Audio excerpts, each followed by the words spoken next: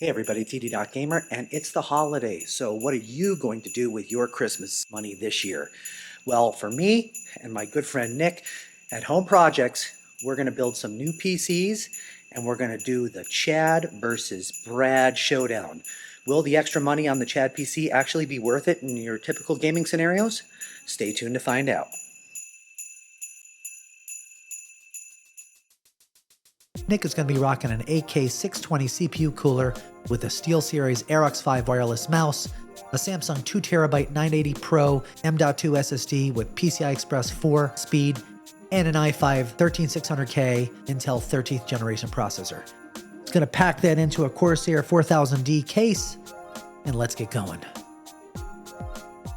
Nick has chosen a Gigabyte Z690 Aeros Ultra motherboard. This is an all-around great case to use. Has plenty of room for expansion. You can put in an all-in-one cooler if you want. Plenty of room for hard drive space and good cable management.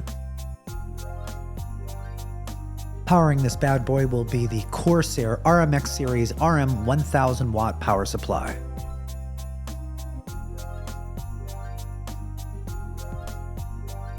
Let's install.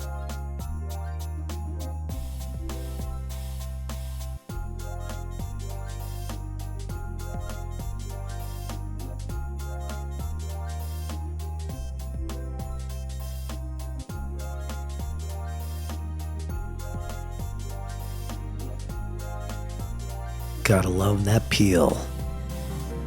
The Gigabyte motherboard has a couple areas of plastic that you need to remove. This is obviously important because you don't want these plastic parts to heat up and cause other problems for yourself.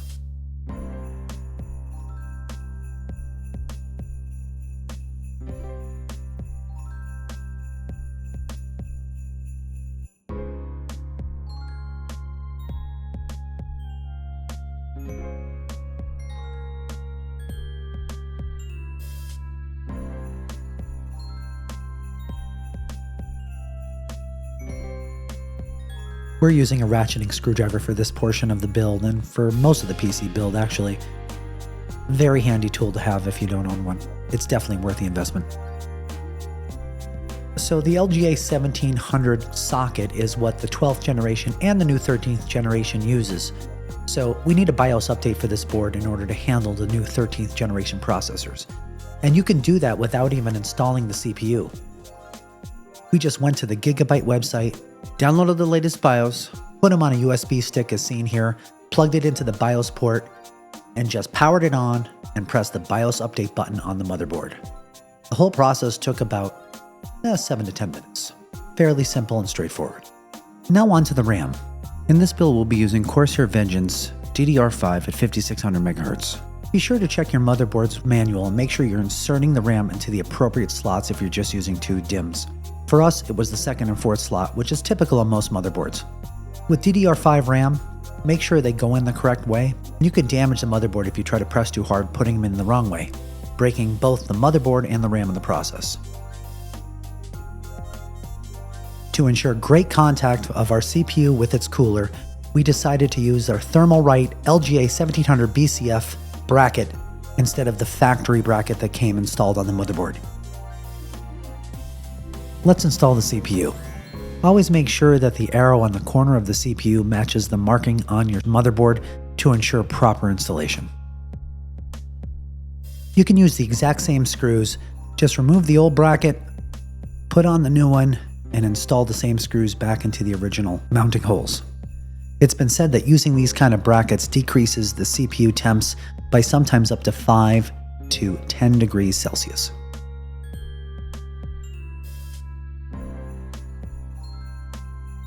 When mounting a fan, make sure you check your instruction manual to make sure that you're using the right settings for the socket that you're using.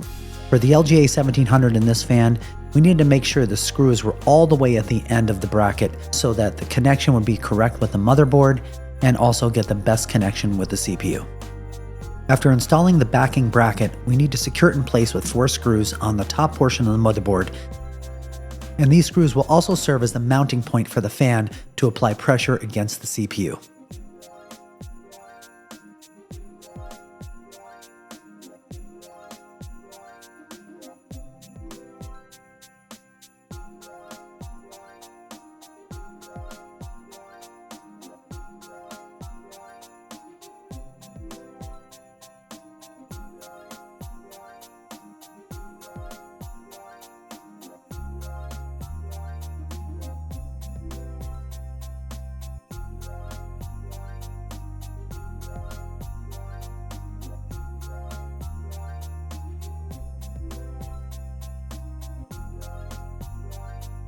And in our builds, we decided to use the TF7 thermal paste that came with these CPU brackets. X marks the spot.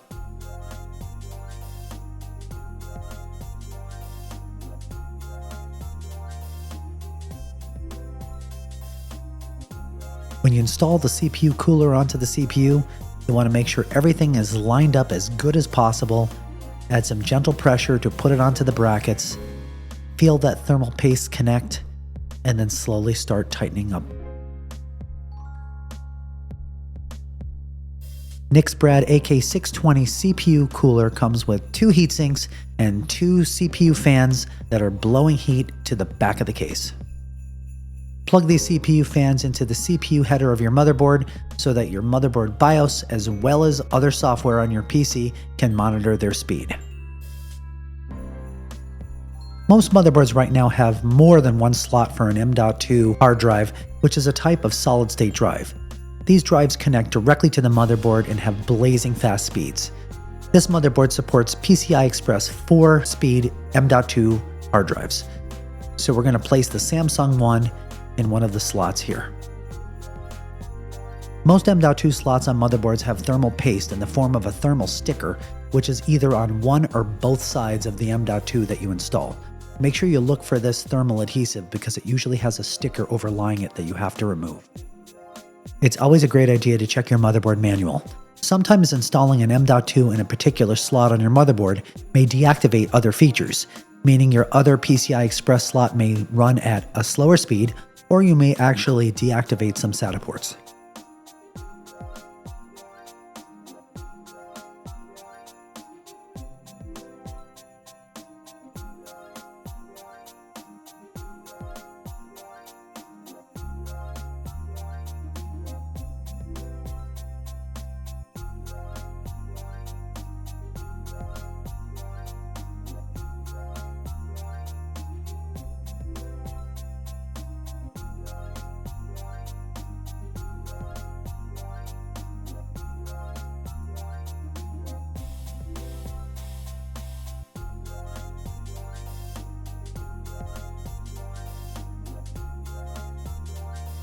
And now left out for effect, let's install the graphical brains of the Brad computer, the NVIDIA RTX 3080 Ti. Definitely no slouch by any means. This card is installed into the primary PCI slot of the motherboard. And this card will be on vacation because for now it is only going to be playing AAA titles instead of mining, which was the original function of this card.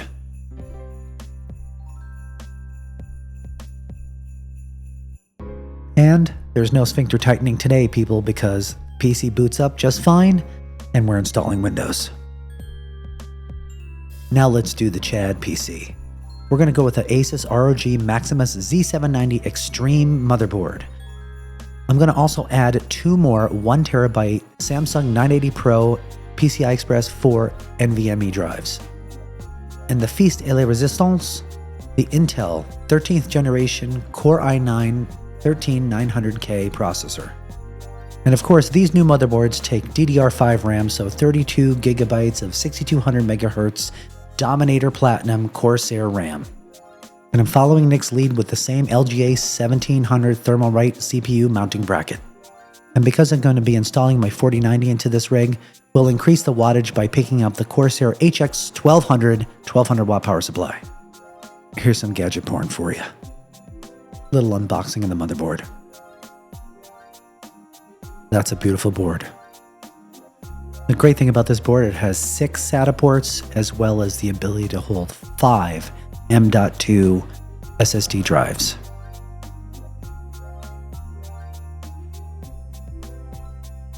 Let's get to building the Chad. First thing we're going to do is we're going to take this 5th slot that looks like a RAM slot. But what this slot actually is a board that allows us to attach 2 M.2 hard drives to the motherboard.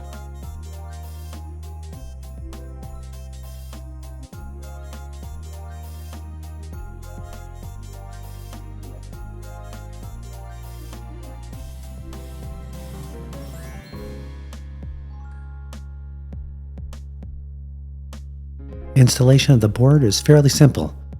just like a ram stick.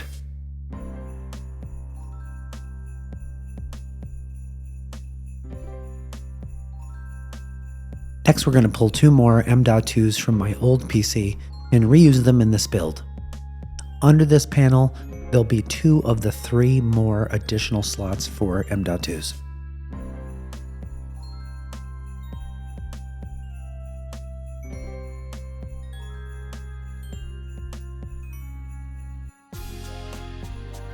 Next to the 4X and 16X PCI slots, again, here are the same type of thermal strips as noted before, with the plastic covering them that you need to remove.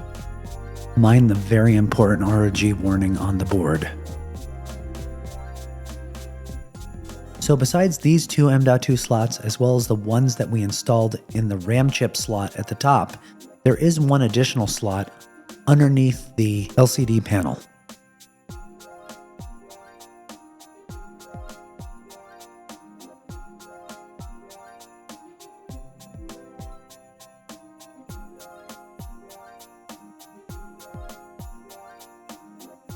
This board requires you to install the M.2s upside down, and the board has a really cool little lever that allows you to lock them into place without using a screw.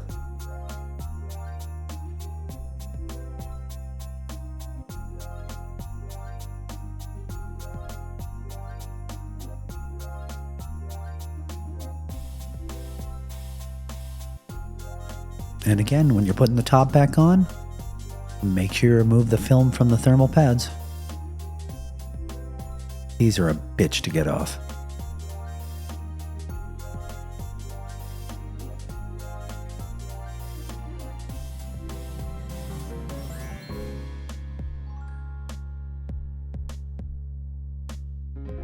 Alright, now that we got our drives installed, let's move on to the processor.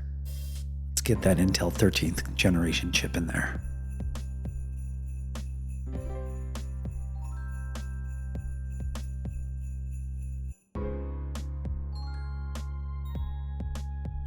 You'll notice that your chip has little notches in it that will correspond to the notches in the socket, and always make sure that the arrows are lined up. We're going to put on the aftermarket thermal right bracket as well, just like in the Brad build.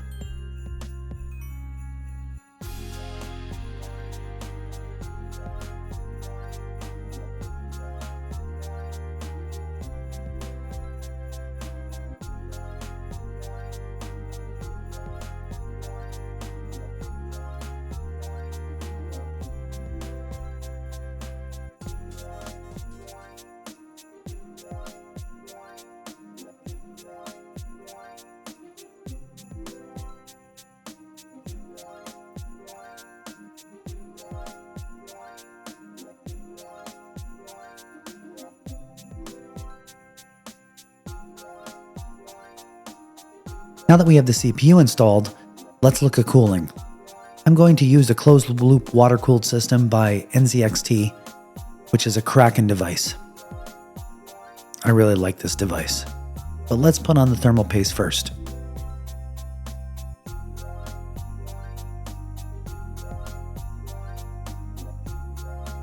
No X marks the spot for me. I'm going to go with a little bit of a Blair Witch theme. The only thing that's negative about these coolers is they get very cramped in this area.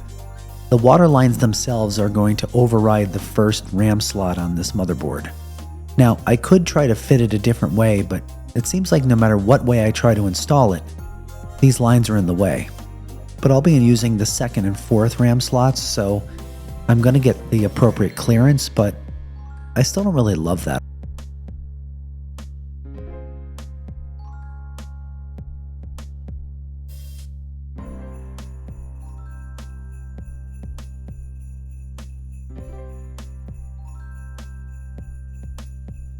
When you tighten these screws, you'll want to do it in an X-like format.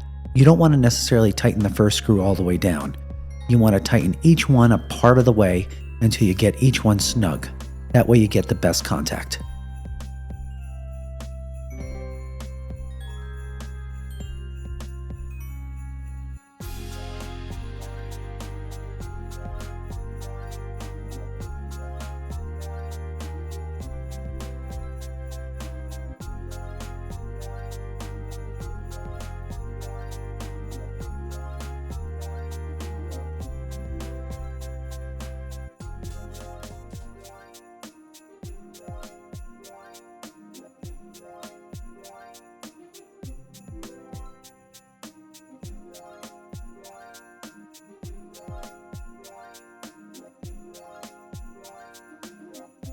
Now on to the DDR5 RAM.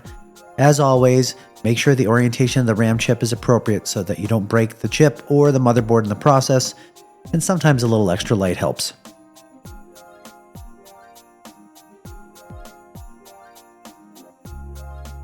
And of course, check your motherboard manual and make sure you're occupying the right slots with your RAM chips depending on how much RAM you plan to install. Always make sure you get a quality power supply because basically everything in your computer is dependent on it. I decided to upgrade to a 1200 watt from 1000 because with a 4090 and a flagship CPU, 12 terabytes of hard drive space and a ton of peripherals, I figured I can use all the power I can get. I'd highly suggest always getting a modular power supply, and that's a power supply where the cables are actually separated from the PSU itself. That way you can only use the wires you need and not clutter up the case. Here's a size comparison to my old HX1000i. With all these components in my Lionli 011 Dynamic XL case, the Chad computer is born. Everything seems to be working properly. Let's get to installing Windows and on to benchmarks.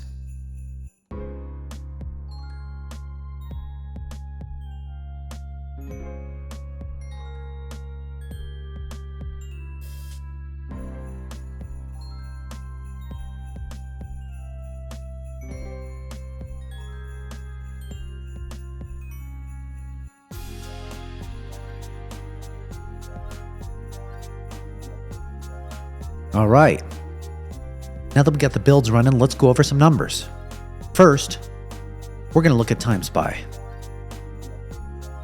And although the Chad is supposed to win out on all these tests, let's just appreciate just how close the TimeSpy CPU scores are for both the Chad and the Brad PC. For roughly half the price of the Chad PC CPU, you're looking at similar scores. The Chad is coming in at a little bit over 20,000, while the Brad is coming in at 17.6. And as for total score, you can see how very much GPU dependent the TimeSpy benchmark is. On to Cinebench, and you can see that the Chad dominates here with a multi-core score that's roughly 13 to 14% higher than the Brad, with the Chad being 38,306 and the Brad being 2462, and the single core scores are roughly similar at 1988 versus 2146. So what does the Chad PC provide as far as improvements and at what cost? So if you look at the data, I thought this was an interesting way of looking at it. When you compare the Chad versus the Brad, the total cost of the Chad was about $2,200, where the Brad was somewhere about $1,219 to $1,225. If you look at the cost per dollar for each point on these different benchmarks, you see they kind of are in the same range. However, there's a lot more dollars on the left-hand column, so the score is much higher, but performance per dollar, kind of the same. But, you know, gaming is obviously what matters here, not benchmarks, which are not real-world examples. So we decided to look at Call of Duty Modern Warfare 2, the new Warzone map, as well as Destiny 2. As you can see by looking at the Brad, you're getting some hefty FPS on the 2K medium settings and the 2K ultra settings. Destiny, however, has even a bigger bump, with medium settings being in the range of 245 FPS and ultra being around 200. That's probably because of the less amount of graphic resources needed for the older game. Now let's look at Chad. We see the same big bump in FPS on Destiny 2 over Call of Duty Modern Warfare 2 Warzone. And again, the graphics required for Warzone are much different than Destiny 2. You're getting about 300 plus FPS in medium and ultra settings in Destiny, and around 200 for Call of Duty Modern Warfare 2. Again, all very playable. And I added the 4K data as well because a lot of people who buy 4090s are looking for that 4K gaming. And this is ultra settings. I mean, Call of Duty is looking at 120 FPS and Destiny at about 160 to 170. When you put the two PCs side by side, it's kind of interesting. In Call of Duty, you're not seeing as much of a performance gain as you're seeing in Destiny. And this is going just on 2K data. So this is really showing that the 4090 really excels when you push it to higher resolutions and higher graphic intensity. And when you're running the games on more medium settings and lower resolutions, you're not getting the big bump that you are paying for by purchasing a 4090. So here's my take on this. I really think it depends on what type of monitor you have. Now, I think that a lot of people are running 120 Hz plus monitors, and no issues if you're running 60, but that's the rate limiting step here. On the Brad PC, you're getting about 120 plus at 2K with medium and ultra settings, and that's fantastic, and about half the price of the Chad build. So if your monitor can support 120 FPS and higher, then go with the Brad build. Now, the Chad build is really excess. So if you're going to run 4K, you want 4K at ultra settings, you want no compromises, you want to future-proof your rig, then if you can afford it, get the Chad. I mean, it is the Chad.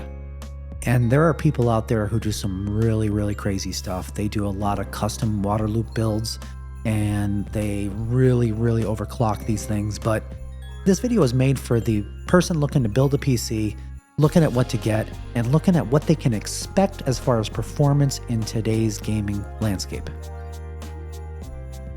So guys, I hope this video was fun. I tried to tackle a lot of different stuff all at once.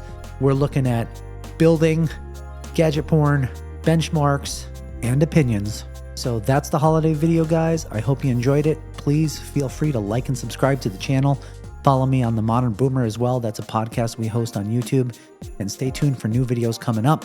Please leave some comments because I love reading all of them and I love to try to answer them. And please follow Nick on Home Projects on his YouTube channel, where he does hacks, reviews, and other household tips and tricks that makes your life easier. Happy holidays, everybody.